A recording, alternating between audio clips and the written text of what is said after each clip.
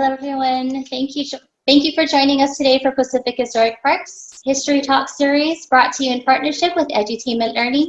Pacific Historic Parks is a nonprofit organization who works in partnership with the National Park Service, and together we support Pearl Harbor National Memorial in Hawaii, home of the USS Arizona Memorial, Warren Pacific National Historical Park in Guam, American Memorial Park in Saipan, Kalaupapa National Historical Park in Molokai, Diamond Head State Monument in Hawaii. Our mission is to remember, honor, and understand World War II in the Pacific. Through education and interpretive programs, we strive to perpetuate the memory of historical events and honor the people that were involved. History Talks is an interactive series designed to share the history and stories of Pearl Harbor and World War II in the Pacific. History Talk series was designed for students, educators, a general audience, and organizations from across the world to provide live interaction and continue education from our homes during these uncertain times. Today, we will learn about one of our sites, Kalaupapa National Historical Park on Molokai. Kalaupapa is one of the most beautiful and serene places I have been given the opportunity to visit. So it truly is an honor to introduce two of the most passionate and dedicated individuals. Today, we have Sister Alicia and Sister Barbara Jean, who will share the story and history of Kalaupapa. Thank you, sisters, for sharing your knowledge with us on History Talks. Thank you. Thank you very much. Aloha, everybody. Sister Alicia, Damien, and I are both delighted and grateful to welcome you to this presentation exploring the history of leprosy in the Hawaiian Islands. The Hawaiian Islands were well established by the Polynesians, who brought many of their native plants, trees, and animals. In 1778, Captain Cook discovered the islands and named them the Sandwich Islands. The arrival of the Europeans made a significant impact in the area of exports. The first American missionaries arrived in 1800, found sugarcane and pineapples in the islands, and quickly turned them into a big business and generated an increasing number of people, immigrants coming into the Sandwich Islands to the tune of almost about 337,000 people. And it was during the 1800s that Hawaii developed this export economy based on the sugarcane and pineapple, drawing workers from China, from Japan, Philippines, and other foreign countries to work in their fields. Leprosy in Hawaii, when we started looking at it, and it was the specific date in which leprosy arrived in the Hawaiian Islands is really not known, nor who brought it. But as early as 1823, immigrants were noting some really disgusting cases that might have involved the aspects of leprosy. other groups coming into the harbors were from the Azores, Africa, Malaysia, and other areas, and were known to have leprosy. Hawaiians had no immunities to disease and were particularly vulnerable to infections. Captain Cook brought in measles, mumps, and venereal disease, which killed approximately 170,000 Hawaiians. By mid-1800, Hawaiians were suffering death and disfigurements at an alarming rate. And in 1850, the first Board of Health was organized to protect the people's health.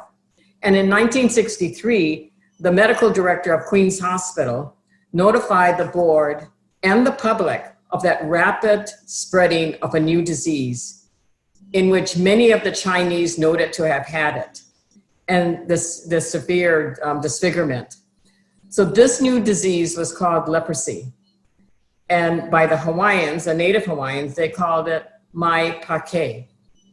Fearing further spread of the disease in the Kingdom of Hawaii, the medical director recommended segregating all those that had the disease.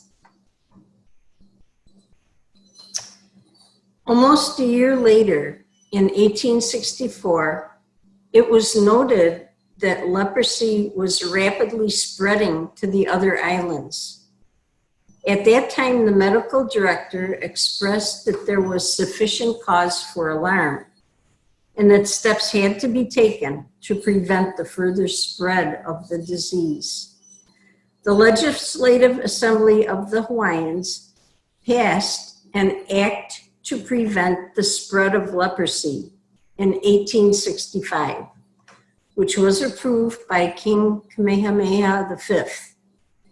At that time, this is very important, police and district judges were required to arrest any persons suspected of having the disease.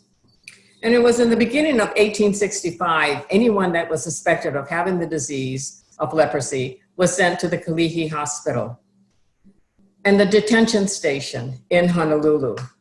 Please note that some of these people that went there, that were sent there, that were picked up, did not have the disease.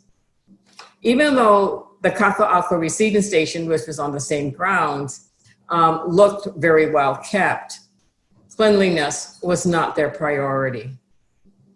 Now here's a beautiful site. This is our peninsula, the Kalaupapa Peninsula.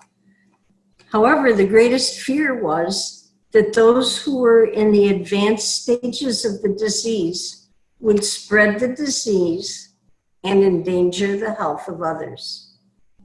The only option was to segregate them and to place them in a place where they would not be able to escape.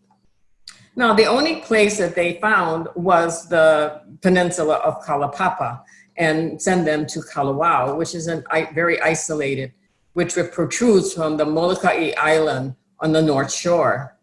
The island was an old Hawaiian fishing village where families had lived for generations and generations. However, on January 6, in 1866, 12 of the first 12 patients with leprosy were sent to Kalaupapa. Then they had to walk all the way to the other side, which is Kalawao. The government at that time provided very little support of supplies. So what had happened was that the early settlements, the original inhabitants of Kalaupapa, played an important role in helping them get settled. It was really through their kindness and compassion that helped these sick people get through this transition of life of crisis for them. The missionaries were already settled in the Kalaupapa Kalawao side since 1841. And we found out that 3 of the original 12 patients became the founding members of the Protestant church, which is now called Silawama Church.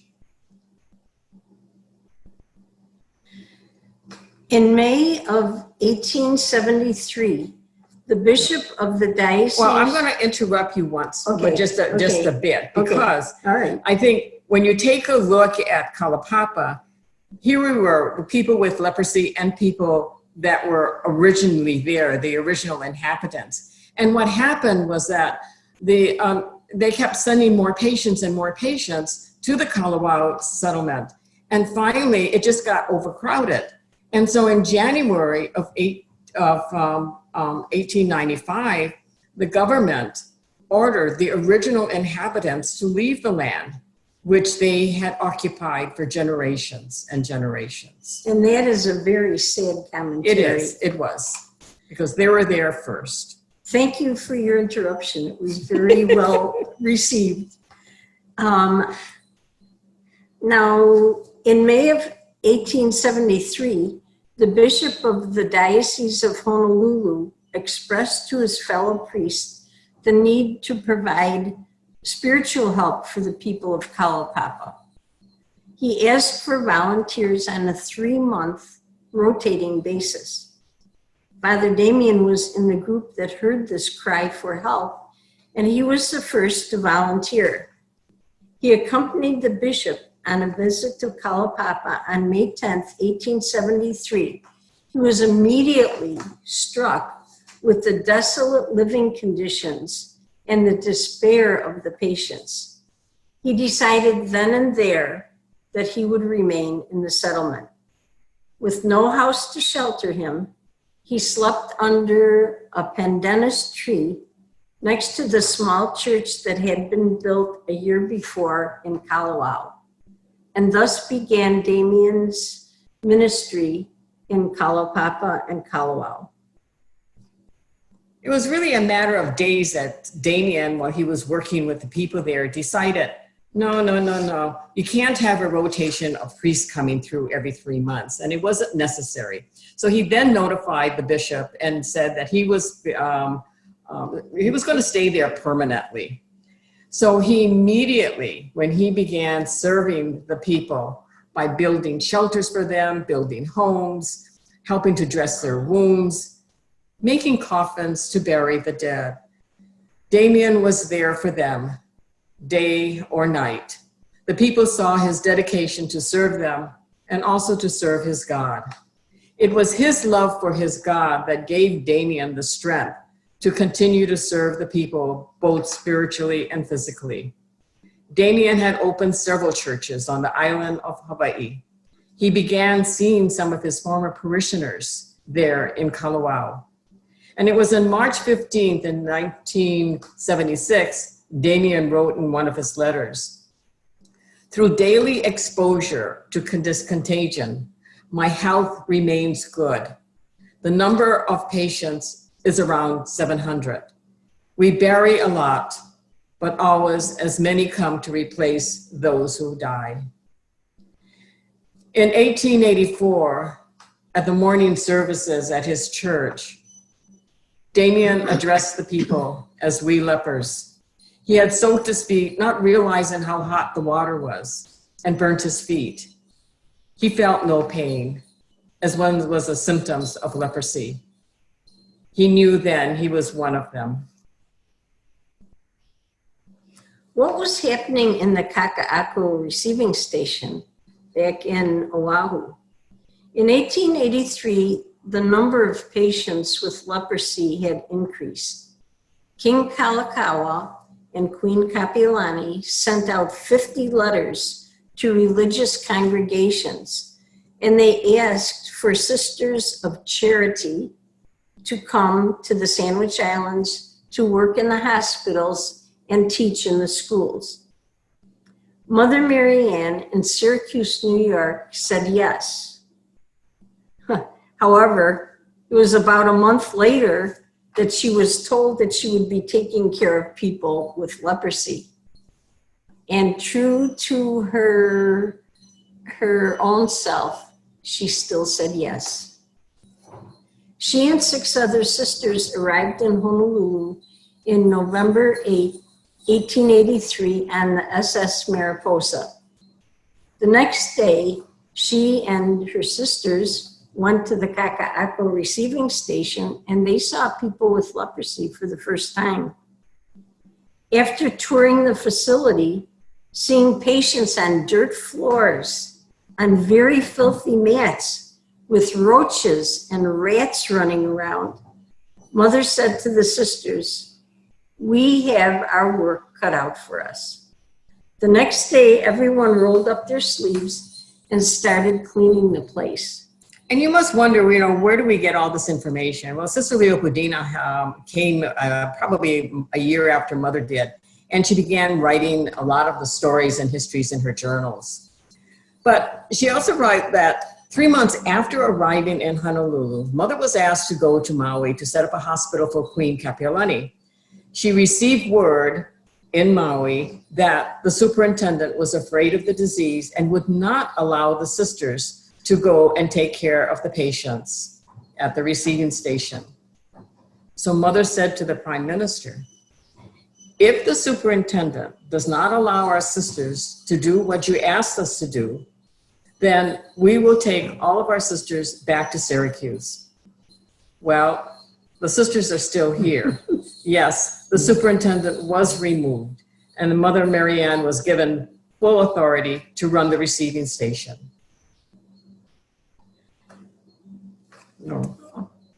Okay.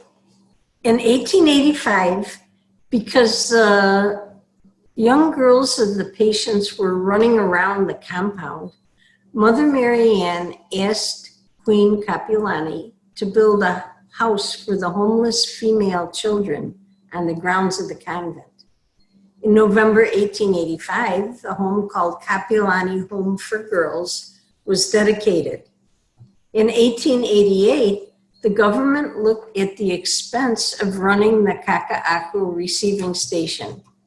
And guess what? The decision was made to close it. And thus everyone was sent to Kalaupapa. At the same time, there was a need to care for the young girls and women at Kalaupapa. So Charles Reed Bishop, who was the husband to Bernice Poahi Bishop, gave $5,000 to build dormitories. Mother Marianne was then asked to come to Kalaupapa to take care of the girls, and she did. Once the receiving station was closed, the number of patients increased to about 1,200, according to the Department of Health records.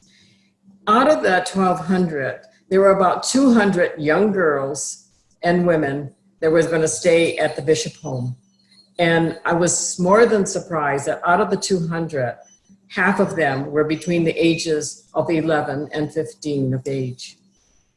One day in 1889, a year after their arrival in Kalaupapa, a doctor visited and saw Sister Leopoldina in a small room that had no windows, and she was changing the dressing on a girl's wound. Seeing this, the doctor said to her, "As I believe there is a God, you will get the disease." Of course, Sister was frightened, and she went to Mother Marianne and told her what the doctor said.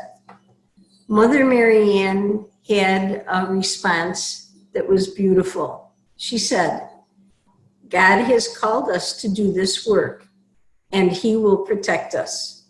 Not one of our sisters will ever get the disease." And to this day, since 1883, none of our sisters has ever contracted the disease of leprosy.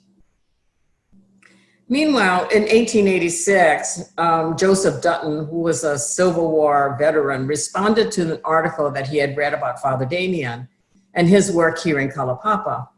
And he decided that he would come here. So arriving by boat, and he met Father Damien, offered to stay to help in any way that he could.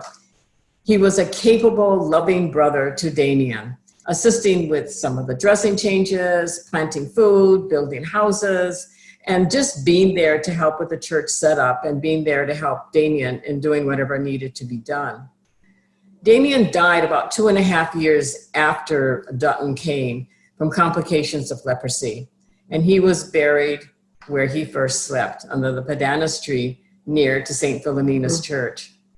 And Dutton stayed on to care for the young boys for more than 40 years.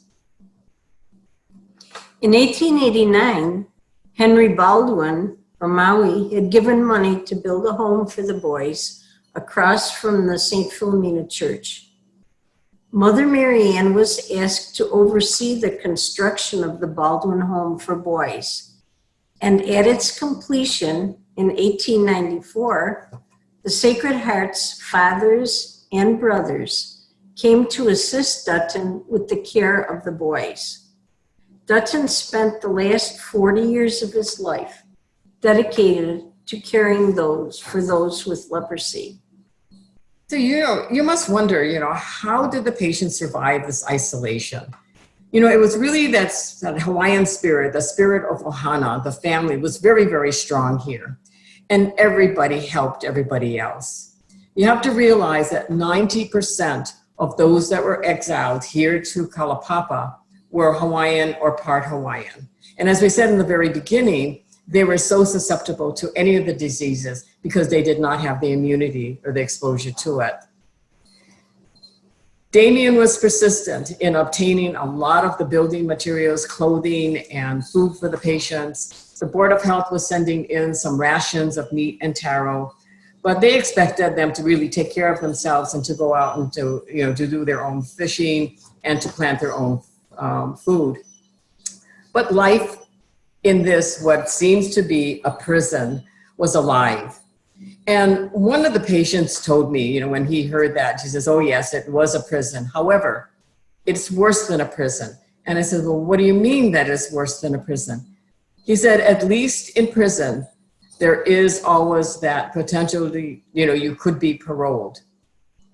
However, when you came to Kalaupapa, there was no parole. You were there until you died. But at the time, having leprosy was really a grounds for divorce. And many of the patients met their husband and their wives here in Kalaupapa. And they tried to have as normal life as they could. But because of the fear of having and not knowing how the disease was then contracted, the newborn babies were taken away immediately. The infants stayed in the nursery at the hospital, many of them up until the age of 2 years old, until the patient's family, their ohana, or if they were unable to take them, then they were sent to an orphanage in Honolulu. There was one patient that said to me that probably the saddest day of her life was when she got married.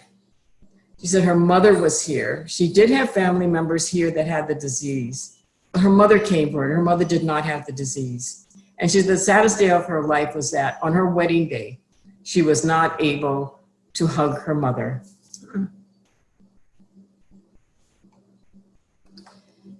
Music was a part of the Hawaiian culture, as it still is today. They loved to sing and play instruments. So here's pictured the band, the boys' band, in front of the St. Philomena Church. The girls played instruments. Community activities included choral groups, bands, softball leagues, tennis, stamp clubs, and ham radio clubs. This kept Kalaupapa a busy, productive, and social environment. John Taylor Una was from the island of Hawaii, the Big Island, and he was exiled here with his son who had found to have the disease. So he became the school teacher in 1901, and after he saw dozens of exiled children not receiving any educations, lessons were conducted in English. However, I did read once where mother found out that the books were coming in English and she sent them back because she felt that it should be in Hawaiian and people should continue using their own language. Good for her. In the early 1900s, much of the Kalaupapa Peninsula was under cultivation, and the Kalaupapa dairy became an established part of the settlement. With an order from the physician, patients received 1 quart of milk or more daily, which was delivered to his or her home by a milk wagon. And besides the dairy, there was a bakery, which the patients were able to make their purchases. And as the settlement grew, the patients worked in civil service jobs, either coming with a trade or learning a trade here in Kalaupapa.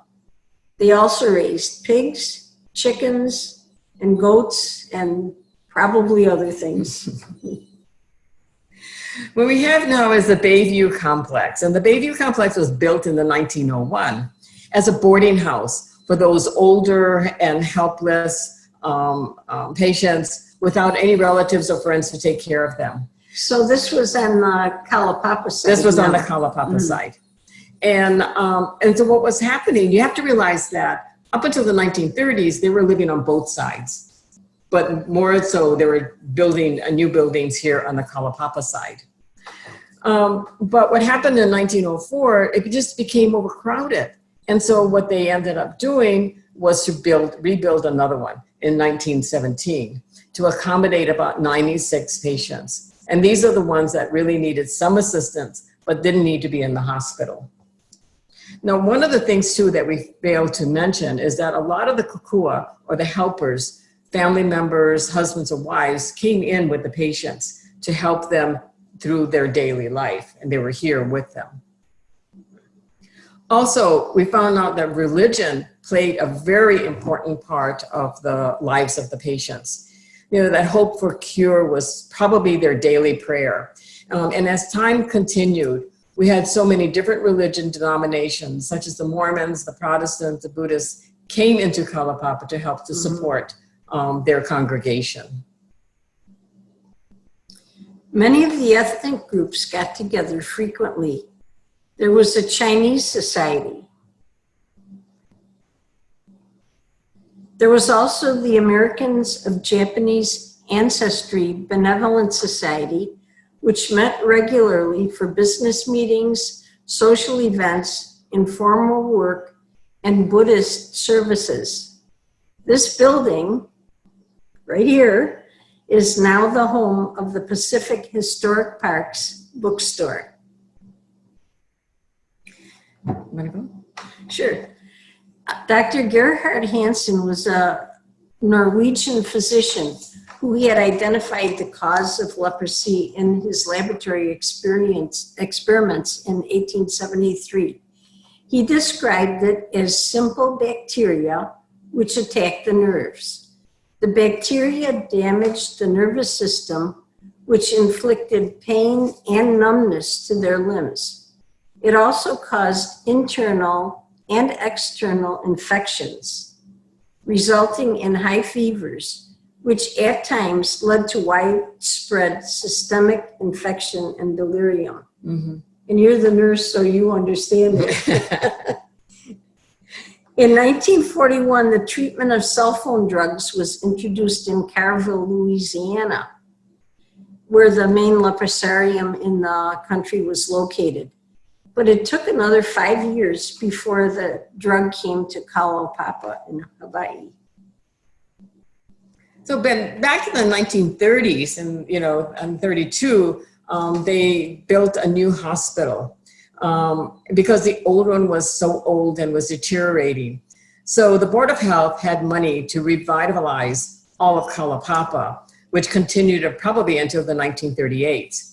In addition to new homes, power plants, water systems, they were all put into place. And so the new hospital was built in the center of Kalaupapa in 1932.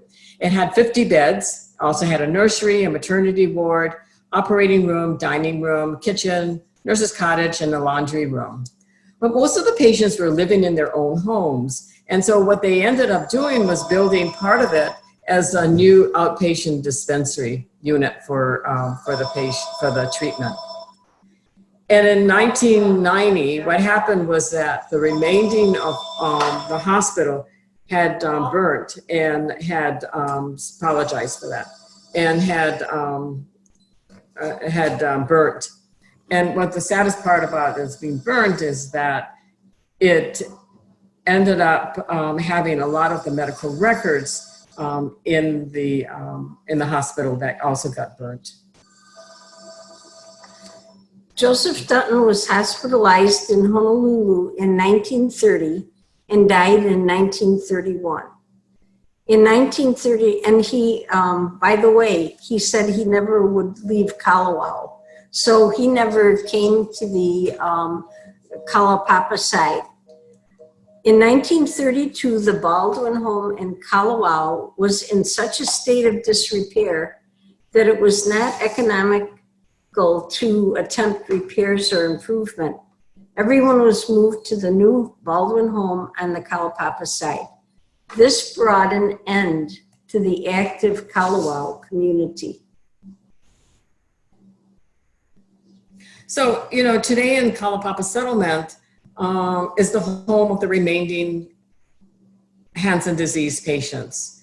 The Department of Health lives here, the staff, the National Park Service, and the transportation staff, along with volunteers and interns who live in the settlement. There are 12 patients of the 8,000 patients that were sent here since 1866 who are still living.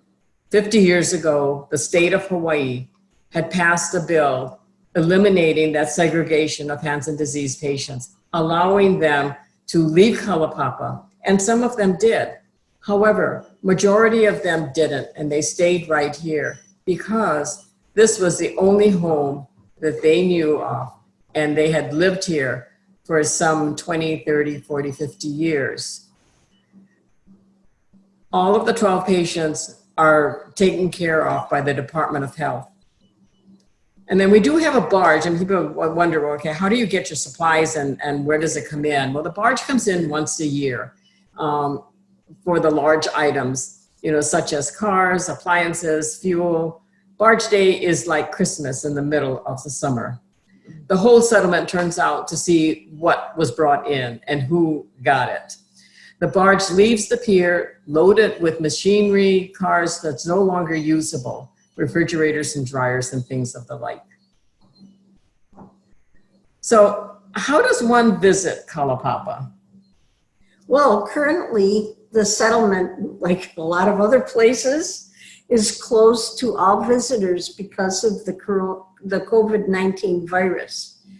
To give you some information, usually there are 2 ways to enter Kalaupapa. But no, no one is allowed in Kalaupapa unless you are sponsored. And sponsorship is either by one of the 2 tour companies, the patients, or the staff. Most visitors are here just for the day. Currently, there are no children under the age of 16 that are allowed in the settlement. Okay, before we leave this slide, take a look over here, and then in this area is the airstrip for the, in relation to the whole peninsula. So that's where the planes come in. So one can fly in, oh, here's a better picture. One can fly in by plane to visit Kalaupapa. And then the other way is to enter the peninsula is to hike down that trail, which is a little over 3 miles, the Pali Trail. It has an elevation of 1,600 feet and 26 switchbacks. I didn't count them all. But either way, your sponsor will meet you at the foot of the Pali Trail or at the airport. Although the peninsula, as you saw, is surrounded by ocean on 3 sides, boats are not allowed to dock. Visitors who explore the settlement while learning the life experiences of the thousands of patients who were exiled here. Some of the visitors come to look for records and burial places of their relatives, families, and friends. While here, most people experience the mana, the spiritual energy and the power and strength of the people who have been here and of the land itself, of the Aina. This is a special place. For many, a visit or pilgrimage to Kalaupapa is a life-changing experience for them. And many of them say it cannot be described, but you have to experience it in order to understand and get the feel of it. Well, in the late 1970s, one of the patients realized that the number of patients in the settlement were decreasing and diminishing quite quickly. So questions came up like, what will happen to Kalaupapa after the last patient dies or left, was a major point of their discussions. With the assistance of the state legislature and Congress in 1980, the National Historic Parks lease agreement was reached with the Hawaiian homelands and established an agreement with the Department of Land and Natural Resources. The current Hansen disease patients would like the National Historic Parks to continue to serve their memories, to tell the stories and experience of those who actually lived here in Kalaupapa, and really serve as a place of education and contemplation. Another goal is to preserve the cultural and the physical settings of the 2 colonies, which was home to so many of those with leprosy. The National Park Service takes care of the land, the plant life, restoring a lot of the buildings that are here, the native plants, and they try to manage the invasive species that is crowding some of the natives' plant life. Safety is important with minimal resources. National Park Service rangers are the law enforcement for the peninsula, and they do enforce the law.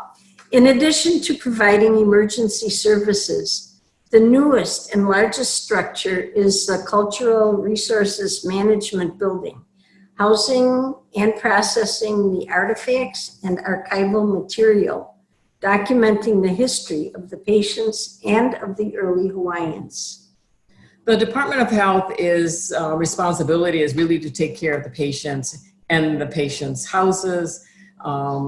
They provide health care for them, home care services in their homes. There's still a number of them living in their own homes, and meals for the patients. And the Department of Health staff will also be able to take care of their yard and to make sure that it's well taken care of, and also their vehicles. So what you see in that slide is the care home in which everybody will go there to congregate. But currently, right now, we just have one patient that's there. Everybody else is living in their own homes. Okay, now the next slide. Approximately 8,000 patients arrived in Kalaupapa between 1866 and 1969. In the early years, the piece of land east of St. Philomena Church, Kalawao, and that would be right in this area, and I think in this area, not this, in this one right here, okay, was the grave site of the patients who died in this place of isolation. The number of individuals who are buried here is unknown, but it is called Makupuakala, and that is the burial place that's located right over here. Yeah, and right next to St. Philomena's Church is Silawama Church that we had talked about earlier. And there are also some grave sites that are there. Okay, on the road back from the airport to the settlement, you see the Papaloa Cemetery. Many of the patients are buried here. There are also graves at the Kahaloko Cemetery dating from the 1880s to 1930s. Earlier graves are also noted on the crater of the peninsula. So it is the hope of the patients that the National Historic Park will continue to oversee Kalaupapa. Although we don't know what will happen after the last patient dies or leaves, there is a master plan that has been developed and probably several different outcomes. For further information, you can go into the website of the NPS Kalaupapa website and then take a look at the different options that are there. Now, one of the things that is very important that you have to take a look at, and people always ask us, well, what's the age of the patients? The oldest that's here is 96 years old, and the youngest is probably about 79 at this point out of the 12. So, and the 96-year-old is probably healthier than I am. I'll say. So here we have a favorite topic, a favorite theme, a beautiful picture of the monk seals in the sunset. Our newborn monk seals are signs of new life as Kalaupapa looks forward to a hopeful future. So we're really grateful we could make this presentation. Mahalo. Thank you very much. And we'll go on to questions. Yeah, I think it's rather difficult to try to take a look at the number of stories that we have, but we wanted to give you an overview of Kalaupapa from its very beginnings off the Hawaiian Islands and how it sort of came to be. This is a very, very special place. So thank you very much. Mm-hmm. Thank you guys for that very interesting presentation. And we have a lot of questions from everyone who is on here. I'm Ralph with Edutainment Learning. We'll just jump right into the questions. Is that okay? Yes, that'll be fine. All right. So Michael has, you are unmuted, Michael. You had a great question. Go ahead and ask it. Yes. I wanted to know what the major physical disability is of the lepers. Currently,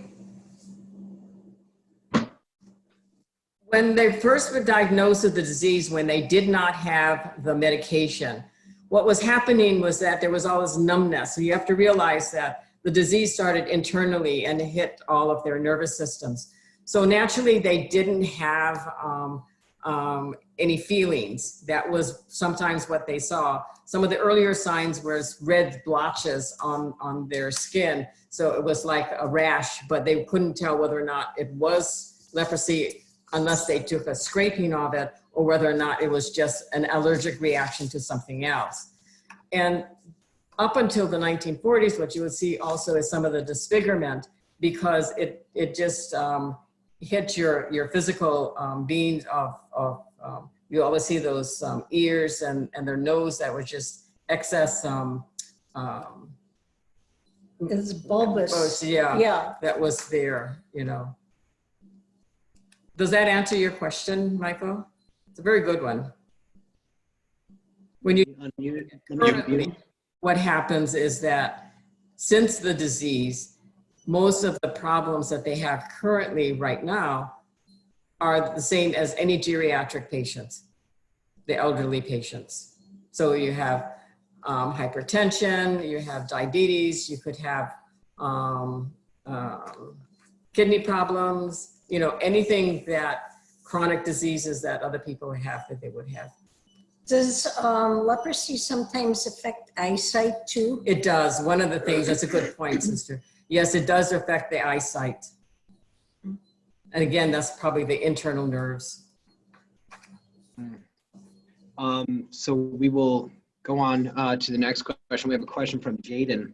Jaden, you're unmuted. Go ahead and ask your question. Yeah, okay. So my question was, other than the island of Molokai and Oahu, was there any other islands that have specific installations for patients? I'm sorry, any other island? That has a specific installation for patients? Or that have? Not in Hawaii. Hawaii, when anybody was noted to have it on one of the other islands, one of the first cases was on Maui. And what happened was that the father found out that his son looked like he had had the disease, tried to bribe the doctor and to tell the doctor, oh, don't say anything to anybody. I don't want him to go. And the doctor says, I can't do that. I have to. And so it was diagnosed, and anybody suspected, even on the other islands, was sent to Honolulu to the receiving station. And it was there that they were processed. There were no other area in which the patients with Hansen disease was isolated in any of the other islands. Now in Carville, Louisiana, is when they also started nationally into continental USA. And that's where a lot of the patients went from the continental USA, went to Carville, Louisiana. Although there were other areas in the continent that did have it. I think New York also had another leprosario facility. Yeah, so we have a question from Peter. Peter, you are unmuted. Peter, what was your question? Okay, I'll ask his question. His question was that he had been there before and he went via the mules.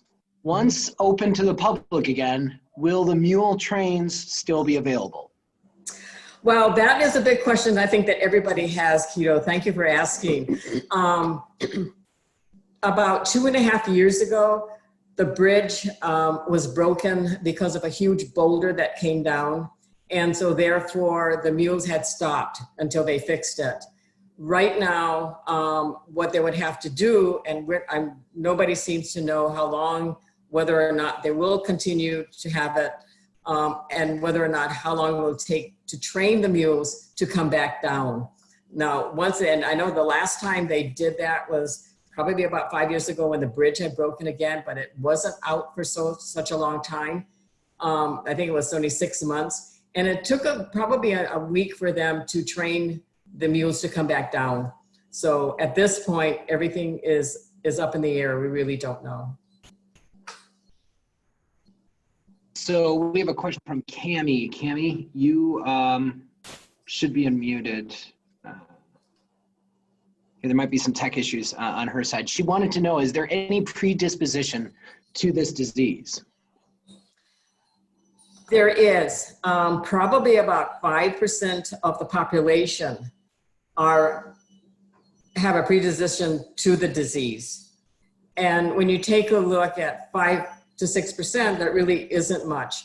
However, when you take a look at nationally, 2 years ago when the statistics came out, there was probably about 200,000 cases of leprosy worldwide.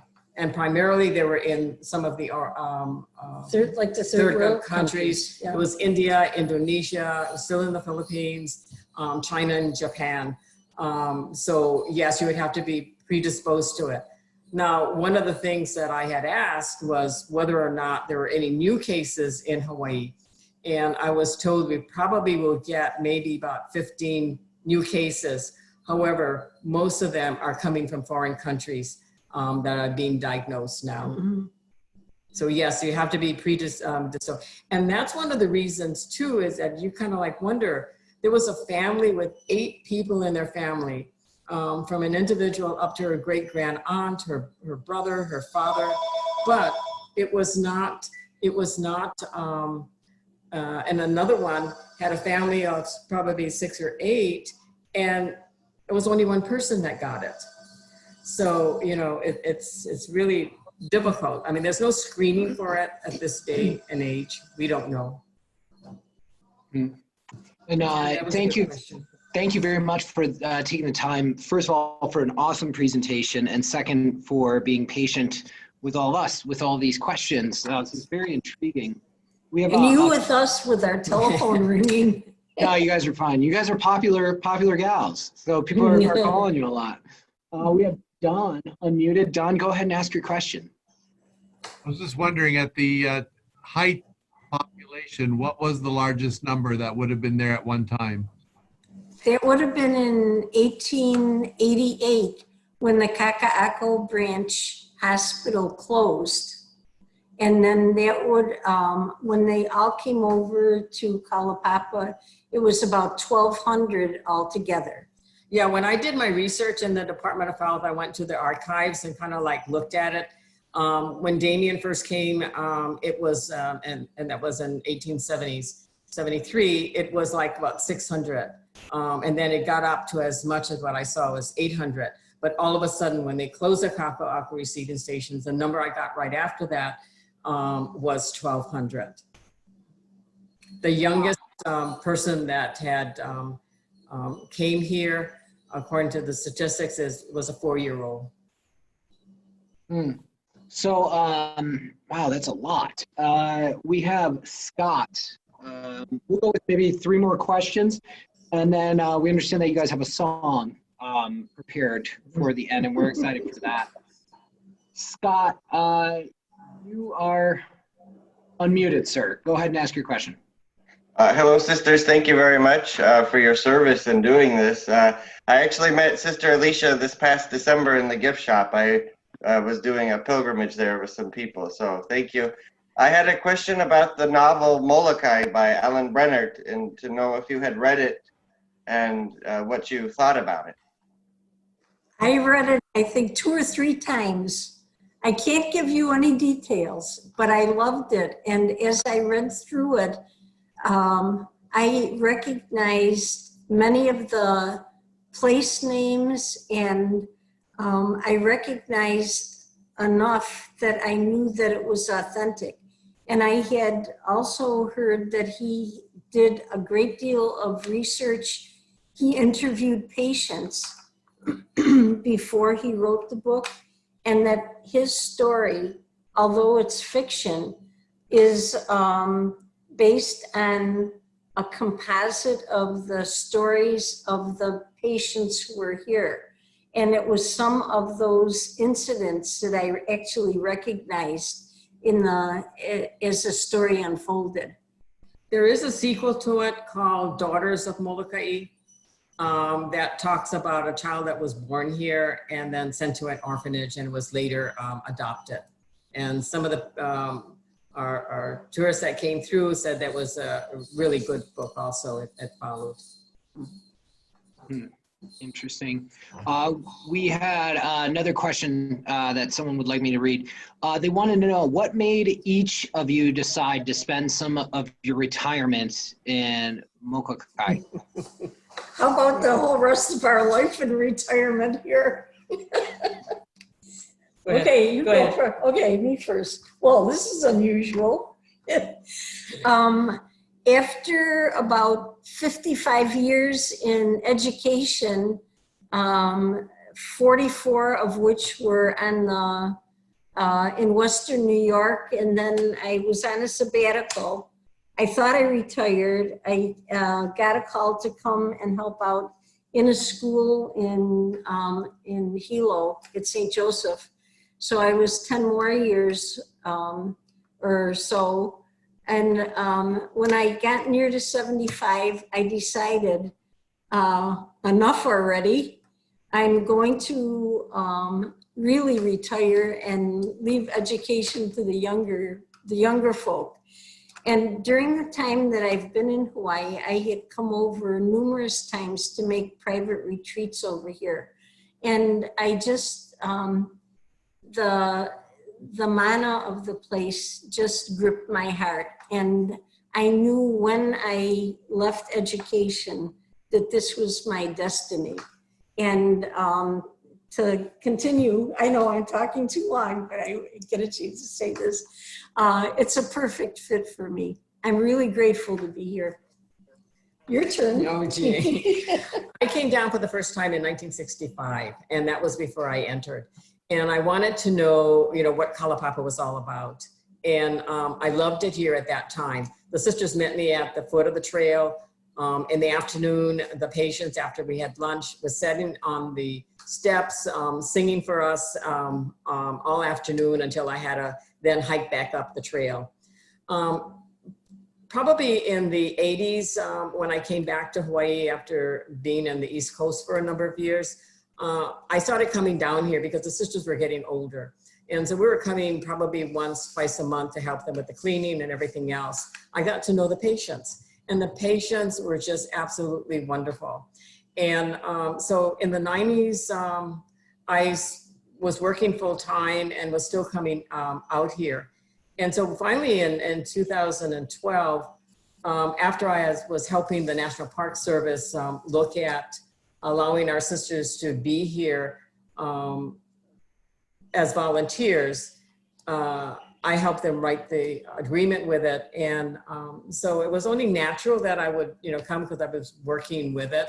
I also had joined an organization called Kalawao and Kalaupapa, who are there for the patients and looking to build a monument for them in the Kalawao side. And so I was involved with that. And so when I actually retired in 2012, then I started coming here probably half time, then 3/4 time. And now I'm here full time. So it's like, yeah, this place is a part of me. That's so beautiful. So do you mind if we have you guys sing your song? Okay, go ahead. Okay. I selected Amazing Grace because this, in the churches that were here in the past, they used to sing this song, and I think it expresses the feelings, the hope that the people had for the future. And I'll do, and please sing along with me. You too. Mm-hmm. Yeah, okay. And we'll do verse 1 and the last verse. Amazing grace, how sweet the sound that saved and set me free. I once was lost, but now I'm found. was